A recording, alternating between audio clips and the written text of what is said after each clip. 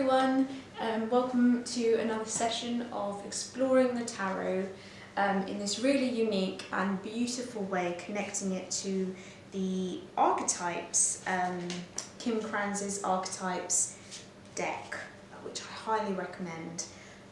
I'm finding that this exercise is bringing up so many interesting insights that you just wouldn't find elsewhere. So I'm excited to start today's session. Let's start with the card of the day, the Moon. A major arcana card, so strong energy. Lovely.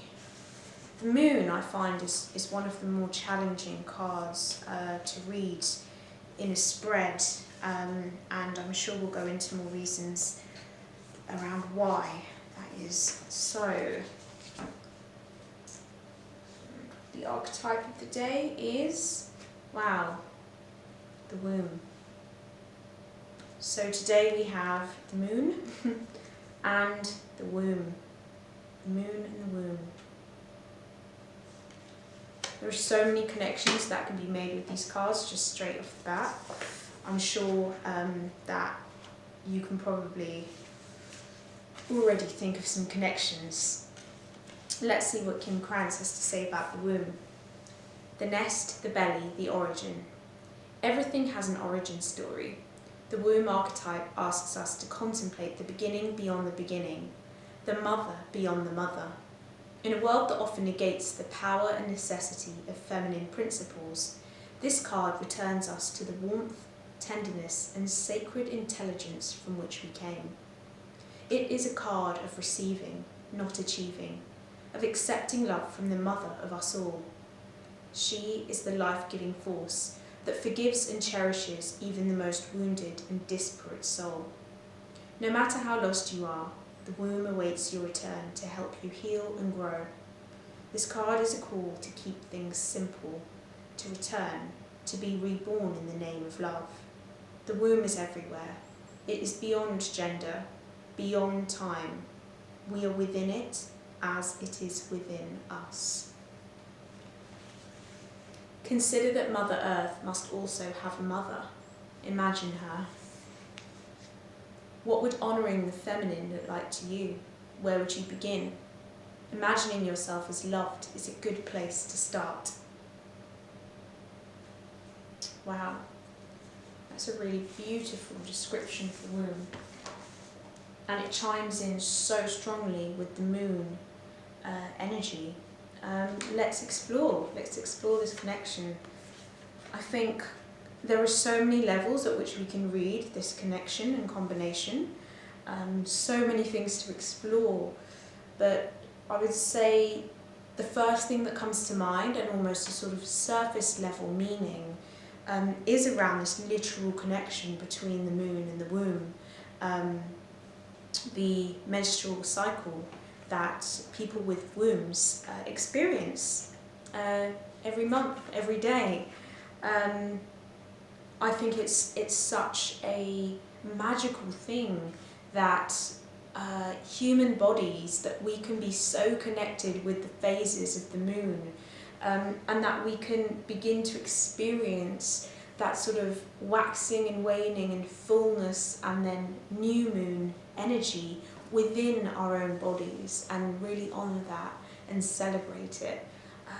I would say that in our society, in modern society, we negate that feminine energy, as Kim Kranz says in her book. We try to ignore the messages that our body is sending us around the phases of our menstrual cycle, and our periods are often seen as inconveniences, as something that we don't want, as a source of pain and suffering, when, you know, if we were really to just spend a bit more time connecting into that, learning more about it and listening to the messages of our bodies, resting when we need to rest, recuperating when we need to recuperate, healing when we need to heal, giving our bodies the right nutrients, and replenishing our body in the right ways at the right time. this could become such a huge source of inner wisdom for us all. And so there is that beautiful connection between the moon and the womb.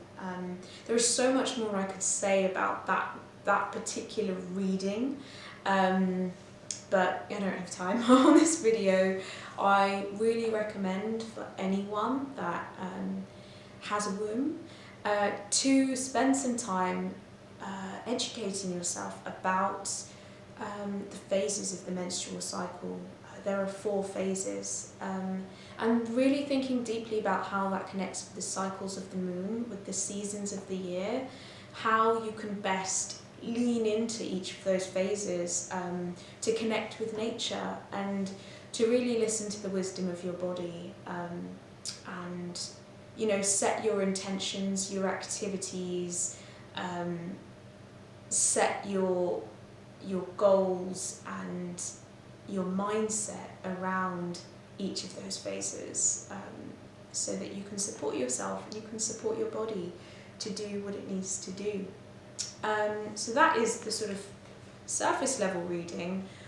I would also say that the feminine energy that we're talking about here isn't limited to just women or people that identify as women or people that have wombs, literally. The feminine is something that we all have within us. It's an energy that we all hold, and traditionally the moon has always been associated with the feminine energy in ancient cultures even. In the tarot deck, it's really associated with the subconscious mind, with things below the surface. You can see a lake on the image of this card, and I love to think about the moon as being so connected to water first, and also all the things that live under the water. They're so influenced by the tides and the energy and the pull of the moon. So there's a really beautiful connection there, and the womb is, to me, an incredibly watery place as well. It's where we grow new humans within a pool of water. So that's a really beautiful connection to make too. In terms of our subconscious minds and the things that we cannot see, I think that's an energy that we can all connect into. We live obviously by the sun. That's the time that when we're awake and we're doing things. The sun is a very strong, kind of fast-paced energy in a way. It's a real provider and an encourager of doing things. The moon, on the other hand, has a much gentler light. It's much dimmer. It's much more subtle. It kind of watches over the realm of dreaming and sleeping and receiving. There's a lot less doing that goes along with the moon.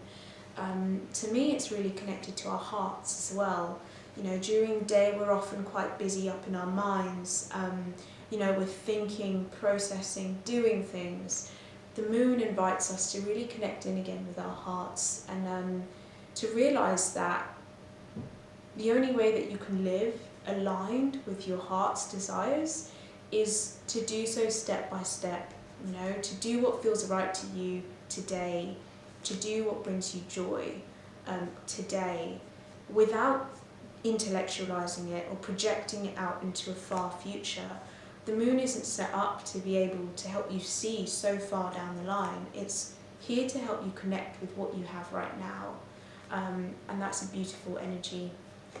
I would really, really recommend, with this combination, reflecting quite deeply on your own relationship with the moon. Are you aware of the moon's phases? Do you connect in with the energy of the moon each month, whether it's full moon or a new moon? Do you use the opportunities that the moon gives us to set your goals for the month, to receive insights, to release things that are no longer serving you? The moon cycles are there, available to you, precisely to help you do that, to help you heal and move forward in a heart-centered way. So I would really recommend looking up the phases of